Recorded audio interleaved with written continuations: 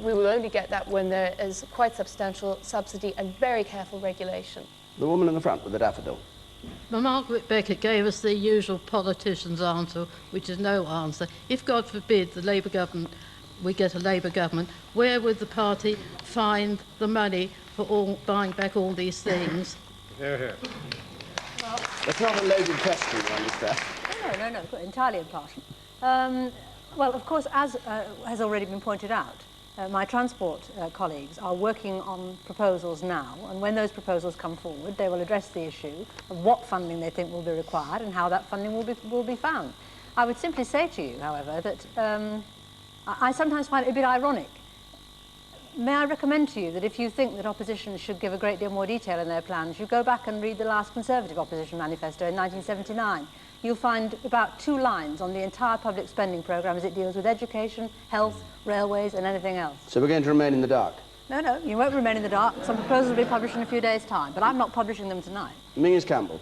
Every time we talk about this subject, I remember the remark of that much respected Conservative MP, now unhappily dead, Robert Adley, who said, the privatisation of the railways is like the poll tax on wheels.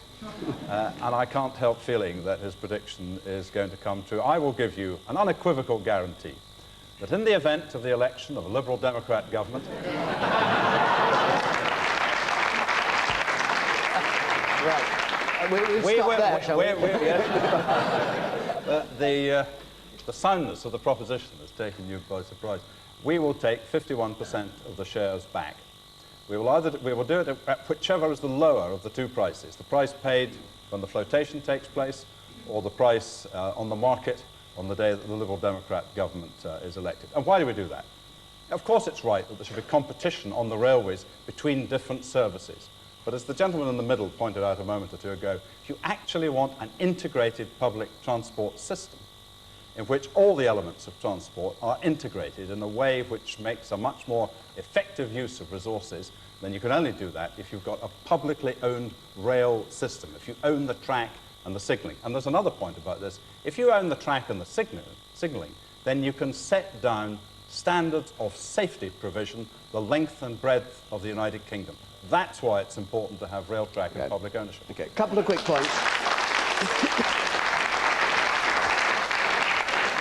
Couple of quick points, then we must go on. Yes. Yeah, I can't believe Mrs. Beckett coming out with this thing about nationalised industries again. I worked for London Transport for 13 years.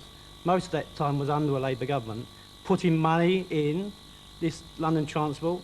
There was no service. There's worse service than there is now.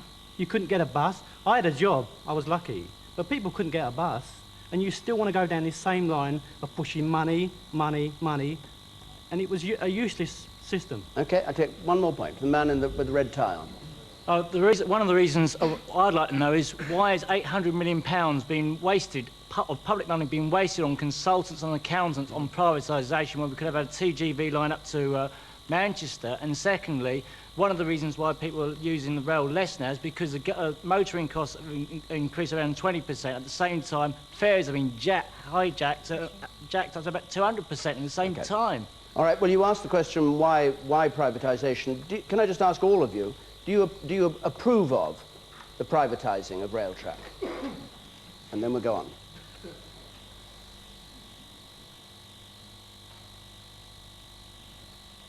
%27% in favour, just under 60% against, 14% undecided.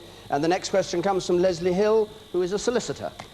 Recent statistics announced a decline in recorded crime. Is this a reality?